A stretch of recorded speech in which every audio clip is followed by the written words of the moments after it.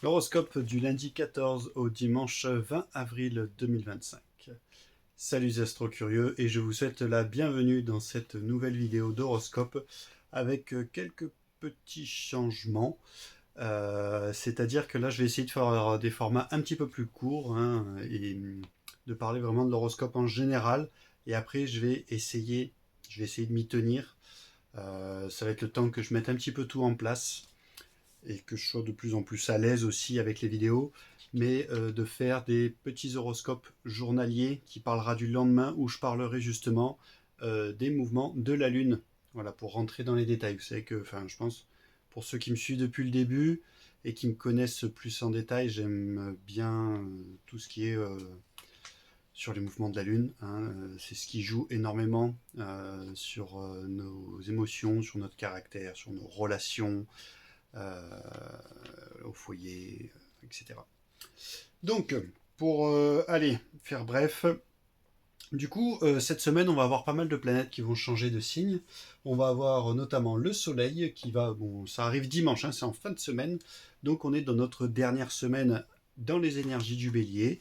Donc là, on est un petit peu dans l'impulsif, tout ça. Dimanche, ça va passer dans le Taureau, donc ça va un peu plus apaiser un petit peu plus les choses. Ça va un petit peu plus calmer, ça va un petit peu ralentir toute cette énergie. Et je pense que déjà, juste avec cette pleine lune en Balance, comme je vous ai parlé dans cette vidéo de l'autre jour sur la pleine lune en Balance, qui vient un petit peu apaiser un petit peu ces choses-là, toute cette vivacité un petit peu d'action est déjà apaisée et voilà, va continuer à s'apaiser, je pense, quand le soleil va rentrer en taureau. Et ensuite, on a du coup la planète Mercure, la planète de la communication, de l'échange, des moyens de transport, du voyage. Notre intellect qui va passer jeudi, qui va aussi, pareil, donc il était en rétrograde, il avait reculé, il était dans le poisson, et jeudi 17, il va revenir dans le signe du bélier. Voilà, donc là, on va être un peu plus affirmé dans notre communication. C'était Einstein, par exemple, qui avait le soleil en poisson et Mercure en bélier. Hein. Là où, par exemple, Hitler était taureau, mais Mercure en bélier. Vous pouvez voir un petit peu la différence. Ah oui, on a ça à célébrer aussi, la fin de la rétrograde de Vénus. Vénus reprend sa marche directe, donc tout doucement, elle va reprendre sa petite course. Elle va rester encore dans le signe du poisson quelques temps. Elle est toujours dans cette zone d'ombre, donc retournez voir mes vidéos où je parle des zones d'ombre.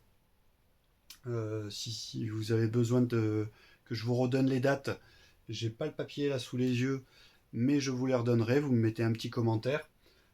Donc Mercure et Vénus sont toujours dans cette zone d'ombre.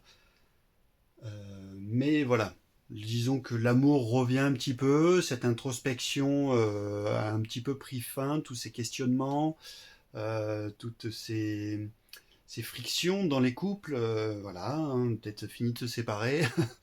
Il y a peut-être eu des couples qui se sont cassés aussi durant cette période.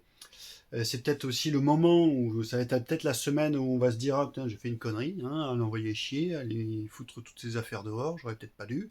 Voilà, ça va être un petit peu cette période-là. Euh, voilà, sauf si vous avez été prévenu éventuellement qu'il y avait une Vénus rétrograde dans les semaines précédentes et que vous avez pris du recul à vous dire oh, ça va passer, la tempête va passer, ça ira mieux. Et puis, on a aussi un autre petit changement, c'est Mars. Mars va enfin quitter notre petit signe du cancer et il va rentrer samedi 19 dans le signe du lion. Donc samedi, on a Mars qui rentre en lion, dimanche, on a le soleil qui rentre en taureau. D'ailleurs, ça va faire un carré, ça. Donc ça, c'est pareil, tout ce qui est des aspects, tout ça, j'en reparlerai un petit peu dans les horoscopes de la semaine, de journalier, pardon. Mais ça va faire un joli petit carré, ça, début du taureau, parce que signe fixe, voilà. Bref. Ouais, alors Mars qui va rentrer en Lion, moi surtout ce qui m'interpelle le plus, bon, c'est au niveau géopolitique. Vous savez que je m'intéresse à plein de choses au niveau de l'astrologie. Ce qui m'inquiète le plus, ça va être voilà un petit peu l'énergie un petit peu fougueuse, un petit peu trop téméraires et qui vont se sentir un peu trop virils. 3 personnes quand même qui ont ce Mars en Lion, qui sont Donald Trump, Emmanuel Macron et Volodymyr Zelensky. Ces 3 personnes-là vont retrouver ce Mars natal, hein, dans le signe du Lion. Donc ils l'ont à différents degrés, hein, mais voilà, dans les temps à venir, voilà, j'espère qu'ils vont pas se sentir trop durs, si vous voyez ce que je veux dire, hein, un petit peu trop téméraire, parce que Mars c'est ça aussi, hein, c'est l'énergie sexuelle, c'est le côté masculin, vous voyez, c'est le symbole du masculin, Mars, hein. C'est le dieu de la guerre, c'est la pénétration sexuelle, tout ça, hein, c'est tout ce qui est en rapport au sexe, et du coup à la guerre, à l'action. Voilà. Et surtout qu'en fait, ce joli petit Mars, regardez, va se faire une petite opposition à Pluton.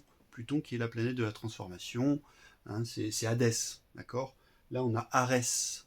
Donc là, on a le tonton, hein, le dieu des enfers, et en face, le dieu de la guerre, hein, qui va se retrouver dans le signe du lion, donc dans le signe du règne, hein, en plus. De toute façon, le signe du lion est très marqué par tout ce qui est dans le règne. Napoléon, par exemple, il était lion. Hein, et puis il y a plein d'hommes politiques qui sont lions, et plein d'hommes dans l'histoire et tout, on peut en voir plein. Napoléon, il était lion. Non, il avait la lune en Capricorne, qui est une lune très politicien, et il était ascendant Scorpion. Oui, voilà. Ces 3 signes qu'on retrouve énormément, hein, quand même, dans le pouvoir. Voilà. Tout ce qui est lion, Scorpion, Capricorne. Après, vous allez retrouver quand même un petit peu de la balance. Ça, c'est plus en lien par rapport à la justice, tout ça. Bien que l'ascendant balance aussi a un certain talent quand même voilà, à satisfaire tout le monde. Voilà. Bref, voilà, je ne veux pas faire trop long. Pas mal de petits changements, des petits changements de planète. Et puis, bah, je vous dis à bientôt dans les petits horoscopes journaliers pour rentrer un peu plus dans les détails jour après jour. Voilà. Je vous souhaite de bien vous porter. C'est un peu bizarre comme formulation. Bref, c'est pas grave. Ça doit être encore Mercure avec Neptune qui fait ça. Et portez-vous bien, du coup. Et n'oubliez pas que nous ne sommes pas des archétypes. Tous les signes du zodiaque sont en nous. Ciao, ciao, ciao.